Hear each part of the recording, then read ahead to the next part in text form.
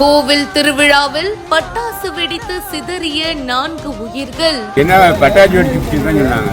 பட்டாசு வெடிச்சு வானம் விடும்போது மூட்டையோட இருந்து பிள்ளைங்க எல்லாம் கூடுந்தாங்க. மூட்டையோட வெடிச்சு போச்சு அப்படின்னு தான் சொன்னாங்க. தம்பியின் உடலை பார்த்து கதறி அழுத அக்கா. காண்போரை கலங்கடித்த வீடியோ.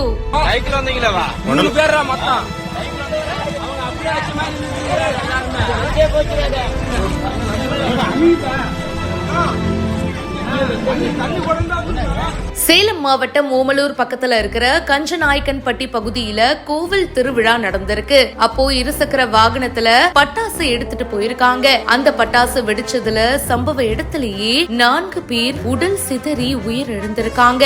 இந்த சம்பவம் சோகத்தை ஏற்படுத்தி இருக்கு. திரௌபதி அம்மன் கோவில் திருவிழா 28 வருஷத்துக்கு அப்புறமா தற்போது நடந்துட்டு இருக்கு. 14 நாட்களா திருவிழா போயிட்டு இருக்குங்க. 15வது நாள் திருவிழா அன்னைக்கு பூசாரிப்பட்டி பகுதியில இருந்து கஞ்சநாயக்கன்பட்டி பகுதிக்கு பக்தர்கள் கோவில் சீர்வரிசை எடுத்துட்டு போயிருக்காங்க. அப்போ இருசக்கர வாகனத்துல 3 லட்சம் ரூபாய் மதிப்பிலான பட்டாசுகள் எடுத்து செல்லப்பட்டதா தெரியுது.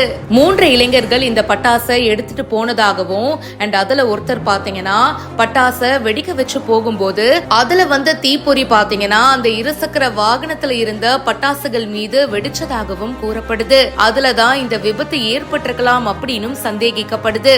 இந்த விபத்துல 2 பெரியவங்களும் 2 சிறுவர்களும் பலியாயிருக்காங்க.